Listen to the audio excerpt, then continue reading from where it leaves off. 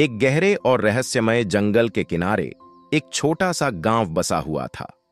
गांव में लोग कहते थे कि उस जंगल में एक खतरनाक भूत रहता है जो रात के समय वहां जाने वालों को अपनी चपेट में ले लेता है।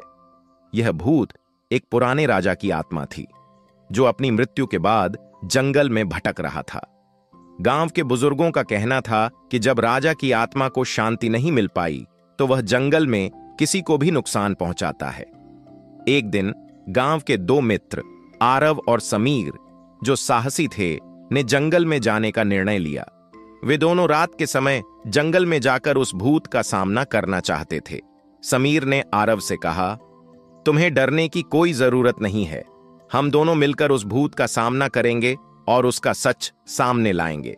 आरव ने समीर की बातों को सुना और उसे चुनौती का रूप मान लिया। दोनों ने अपनी यात्रा शुरू की।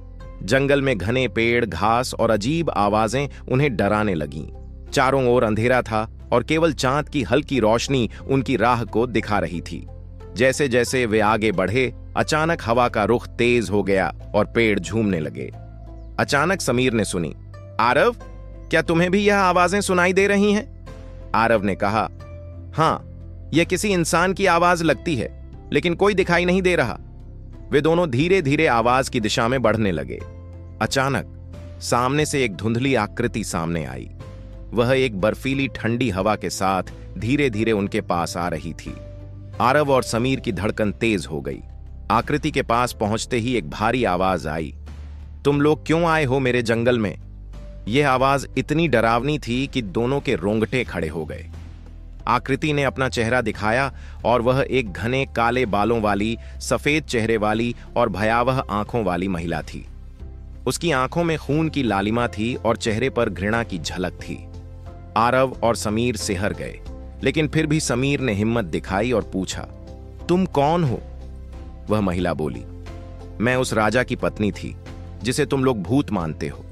मेरे पति ने मुझे धोखा दिया और मुझे इस जंगल में मरने के लिए छोड़ दिया। अब मेरी आत्मा शांत नहीं हो पाई। इस जंगल में कोई भी कदम रखता है वह मुझसे बच नहीं सकता। आरव और समीर की सांसें थम सी गईं। वे दोनों समझ गए कि यह भूत एक सजा का कारण था। फिर अचानक भूतनी ने एक डरावनी चीख मारी और उनके सामने कटा हुआ पेड़ गिरने लगा। समीर और आरव ने डर के मारे जंगल से भागने की सोची और जैसे ही वे जंगल से बाहर निकले, वह भूत गायब हो गया। गांव लौटने के बाद दोनों ने सबको सच बताया।